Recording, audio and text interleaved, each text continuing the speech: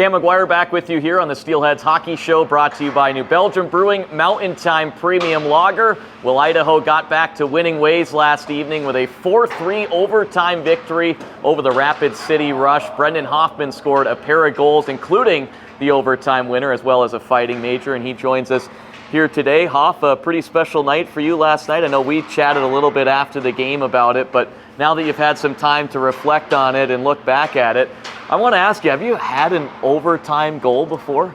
No, that's my first one.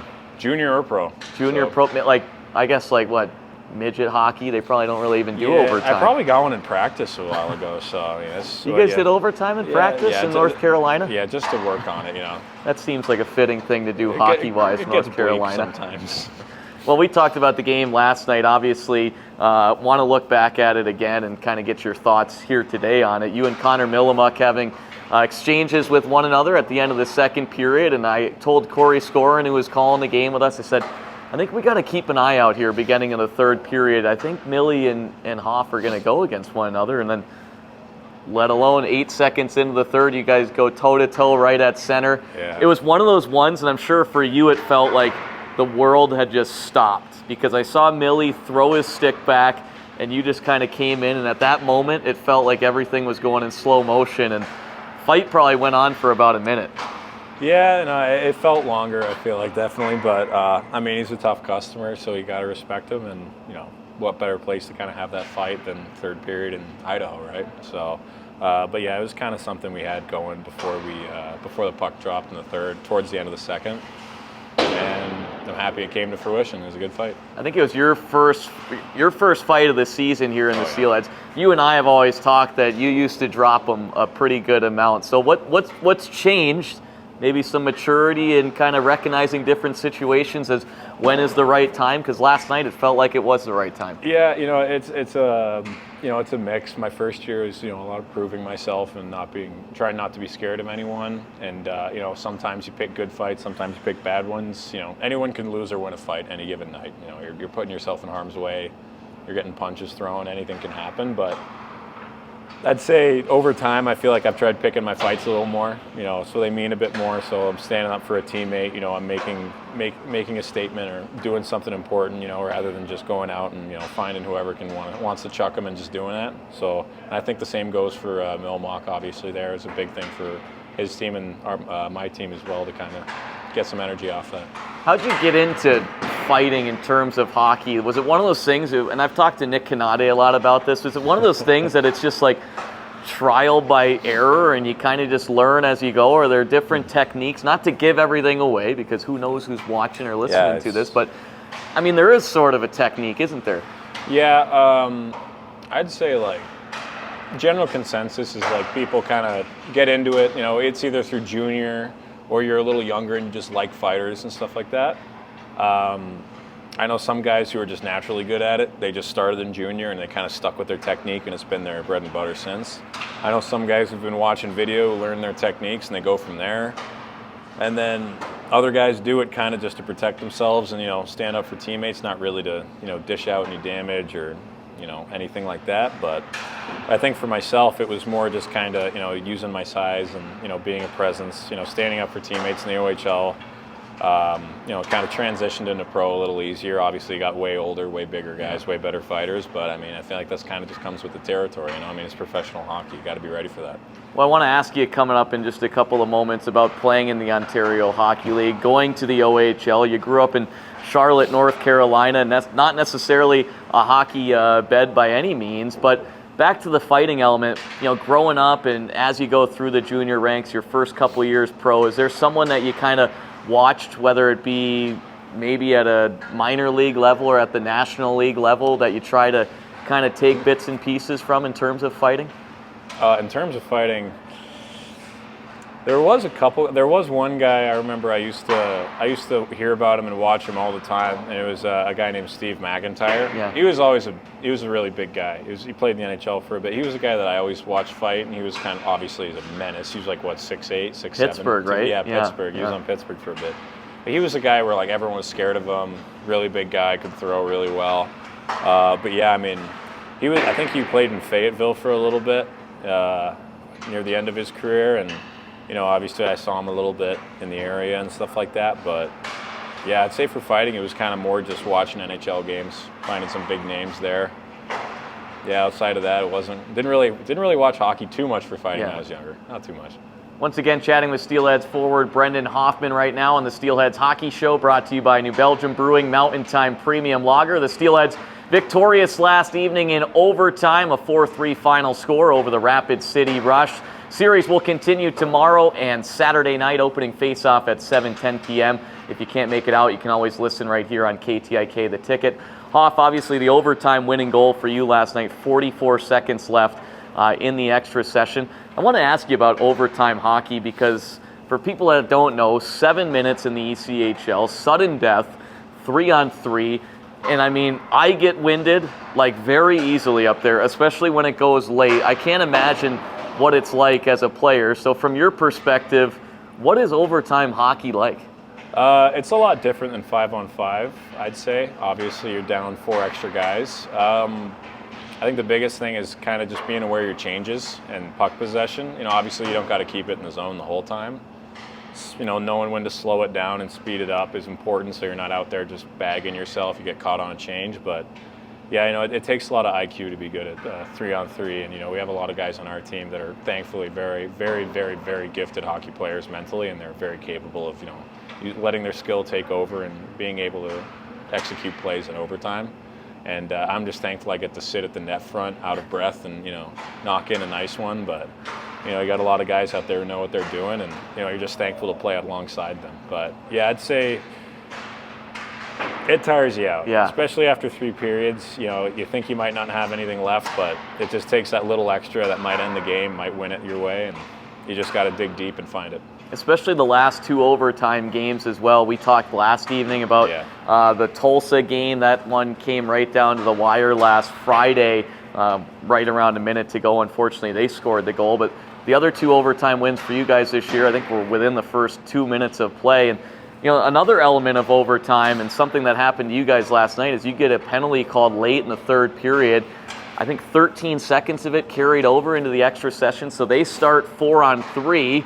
Then you come out of the box and it's 4-on-4 play until you get the next whistle. So there's definitely a different style, a different element when it is 4-on-4 versus 3-on-3. Yeah, usually when it's, the shorter the numbers, usually the more man-on-man-esque it is, where you kind of have to identify, switches, screens, things like that, tiny things. 4-on-4, obviously, you're allowed to go to a bit more of a zone, just keep an eye on 2-on-1s or anything like that. But yeah, I think it's a big thing, knowing when you have 2D and 2 forwards versus 1D and 2 forwards, we always want to make sure our changes are on point, so we're not getting caught out there. But yeah, making sure we got to face off in the first 17 seconds, or for the first 13 seconds of that kill was huge. So we kind of mitigated them coming into the zone and setting up too much. So I mean, they win that drawback, they get probably 8-9 seconds of good power play time in zone. Anything can happen, but Vicer did a really good job winning that draw and making it difficult for them to get a clean entry. More times than not, too, I guess this is probably a coach question, but I'll ask you anyways. More times than not, 3-on-3 overtime, you'll send out 2 forwards and 1 defenseman? Yeah, I'd say so. Yeah. I mean, that's generally what we do. Usually trying to always make sure a D-man's out there, whether it's by change or whether it's, we hold the puck behind and change to 2 forwards and kind of orient it that way. But, it's important to kind of, make sure that we always got one guy out there who's got his head on a swivel both ways. And, if a forward can do that, obviously that's valuable, but, you got to score to end it too, so. Last night, you guys then get a power play 45 seconds into overtime. Too many men on the ice for Rapid City. And I'm not sure, I can't remember if you were on the ice or if you were on the bench, but they were trying to make a line change. And I think it was Brady Poutot. He was trying to go back to the bench, and he jumped right into the middle area, right in between the benches where Mark Bros is down there calling the game, and one of our photographers is down there as well. Did you happen to see that by chance? I didn't see it. I heard about it, though. It was wild. And that was during the too many men call? Yes. So there was Rapid City in their bright red jerseys. It was very evident that they had too many men on the ice, and I saw the Steelheads bench was all up in arms and beaking at the ref, and then so it was just commotion, and I think he was the closest one to the bench, so he had heard that the Idaho bench was screaming. he's trying to get off, and I think his first instinct was he just sees an opening, so Yeah. he like jumped right over. I think there's a couple pictures of it, and obviously it got captured on video. I'd never seen anything like it. Well, thank God we have some unique board liners here, because if they were red board liners like every other league, he might have blended in with that jersey. So, It was crazy. I'm like, I'm just happy that Brosey and whoever else was down there were all right. He could have gotten a skate. So they got the camera there, the nice setup. Yeah. Expensive cameras. Thought the man. monitor was going down. Yeah, if that goes down, a whole lot more chaos, man. Not just a 2, that might be a 5. Well, we talked last night after the game, 2 goals, the overtime win, the fighting major as well, and what a coincidence it was. You get the Big Rig t-shirt on Sunday night at the Secret Santa party, and texted you last night after the game to sit down here today and chat, and I said the Big Rig t-shirt, it's must needed, and thank you for wearing it. Oh yes, this was a great gift from Ty Pelton Bice. He has great fashion taste, seriously. We should take more outfit photos of the guy. Haven't seen a single day where he doesn't look like an Abercrombie & Fitch model. It's amazing. You got to admire it. But yes, this is a gift from Ty Pelton Bice. He was very thoughtful in it. Kind of a nickname. Looks moniker. like a medium too. Yeah, this is like a medium size for I think an elephant. This is doesn't really. It kind of goes down past my knees. It doubles as a skirt if I need to. So Big Rig. Everyone that follows hockey knows that that's Pat Maroon's nickname in the NHL. How did you get the nickname the Big Rig here in Idaho, or maybe you had it before you even came here? I've kind of been called it a couple different times, but it's probably stuck the most here, I'd say. Generally, it's either Big Hoff or Big Rig. That's usually the 2 that generally are following me around. Ty Pelton Bice got you the shirt. Was he the one that gave you the nickname initially? I don't know. I think it might have been Patrick Kudla. Okay. It might have been Cuds. I think he was the one who kind of just started calling me that probably maybe a week into being here. Yeah. And after that, it kind of stuck. Once again, chatting here with Steelheads forward Brendan Hoffmann on the Steelheads Hockey Show, brought to you by New Belgium Brewing Mountain Time Premium Lager. Brendan Hoffmann, 2 goals last night, a fighting major, helping lead the way for the Steelheads to a 4-3 overtime victory over the Rapid City Rush. This best-of-3 series continuing tomorrow and Saturday. Puck drops at 7:10 p.m. It'll be the final 2 games before the holiday break, and the final time in the calendar year of 2024. You can see the Steelheads in action at the Idaho Central Arena. Hoff, a specialty jersey weekend beginning tomorrow, first of the season, and all the proceeds that are raised from the jersey going to the St. Luke's Children's Hospital and the St. Luke's Foundation. I know you guys, a couple of you guys went over there last week and had a chance to pay a visit to some of the kids. Always nice to give back to the community. Yeah, it's great to go there and see all the kids. They're happy to see you. Especially this time of year, it's really exciting for them. And whether they're in the hospital getting treatment right now or they're away from home, sometimes days might not be as fun. And anything we can do to go there and cheer them up, we'll gladly do, any of us. So. In terms of the jerseys too, they're sharp looking. They got a nice holiday Christmas theme designed by one member of the front office, and Carl Winks. Want your opinion? Because, I know you like it, but Nicholas Canade was telling me last week that this is probably his favorite specialty jersey that he's ever worn. And we talked before coming on air, in this league and in junior hockey, you tend to wear a lot of specialty jerseys. So where would this one rank for Brendan Hoffmann? I'd say it's probably my favorite. Yeah. I like the design. I think it's very detailed. It's very intricately detailed, and it almost feels like you're wearing a. You know how much I love sweaters. That is true. We did find that out. It's like you're wearing a sweater. Now doesn't have Sherp on the inside. I'd sweat right through it, but I'd love it if it did. But it's pretty good. I like it. I think my favorite element of it is the Santa hat on the fish. I like the hat. Unreal. On the fish. For those watching on the video portion here, you can see it on the Jumbotron behind us here. You've worn some wild specialty jerseys and want to get into your career in just a second here, playing in Atlanta and Reading. I know those are 2 organizations that do a lot of specialty jerseys. So in your time in the ECHL, what's been the craziest, wonkiest specialty jersey you've had to wear for a game? There's been a couple. I think I'll do a coolest one other than obviously the one we're going to wear. We had an affiliation night in Reading. Okay. So we did black and orange with the Reading logo, which I thought was really good. They had the cross section there. And then the year after, we had one in Atlanta, which I'll be honest, I'm not quite sure what it was for. But on the front, it was a Joker themed night in Atlanta. Now I don't know if this was even, I don't know if there was a charity involved, if it was the money. I don't know what was going on, but on our socks we had the actual like Joker from the comic series Batman.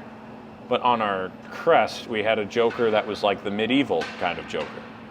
So I'm not entirely sure where the continuity laid there. They were also white, purple, dark purple, green, and gold. And Atlanta's colors are gold and blue. Oh, so they contradicted one another? Yeah, the pants didn't match that well. Neither did the gloves. Those were probably one of the weirder ones I've worn. We had one in Reading that was pretty interesting. It was like a tie-dye night almost. That was interesting. And we didn't even wear our game socks. We wore practice socks for that. Well, and I literally was going to bring this up after you finished your thought, but I'm going to chime in. Biggest pet peeve of mine is when a team wears specialty jerseys and they don't have matching socks. Yes. It's insane, and it happens all the time. I know. I think it should be a staple to like kind of keep a cleaner look. Yeah. In my opinion. Because I mean, like with the Christmas jersey, it's blue. It's a shade of blue, which can go with the gray and the black on our helmets, and it's something that works. But that's not necessarily replicated sometimes. I mean, someone had a Marvel jersey or something my first year. It might have been either Norfolk or Worcester, and they were like green, and it was something. Well, I can tell you for one thing, Beast would never let that fly, specialty jersey without the specialty socks. No, I think he'd lose it. Oh yeah, he'd be in a nutshell for sure. He would take the tape tiger and tear those things up, man. He wouldn't let that slide.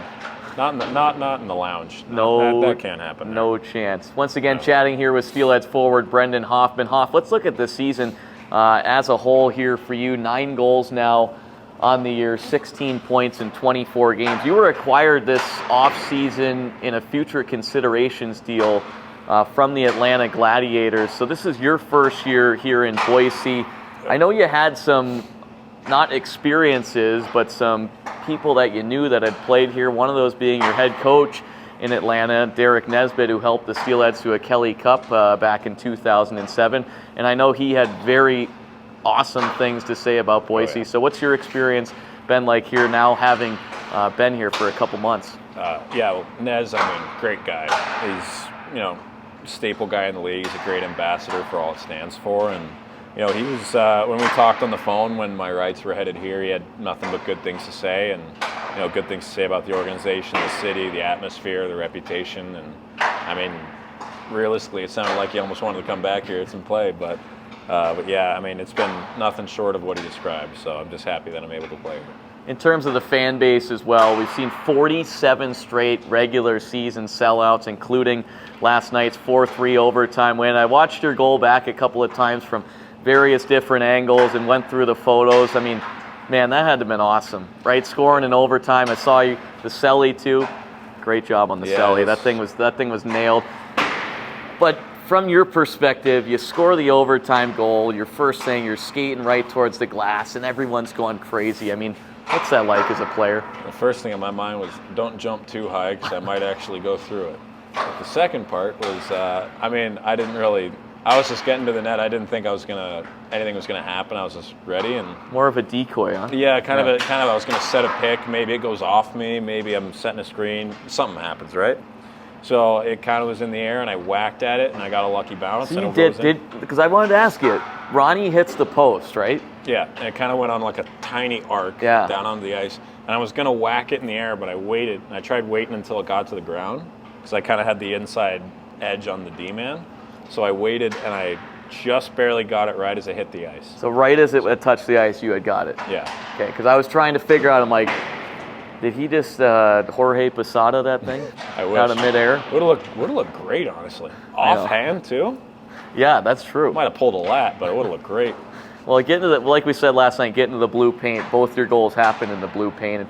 And, I think we chatted about it last evening. That was something that you guys had kind of lost that battle last Friday in the overtime loss against Tulsa. It seemed like last night you guys were able to win that battle. So, in terms of offensively and defensively, that area around the net for fans listening, I don't think people necessarily know how important that area is in terms of coming away victorious in games. Oh, yeah.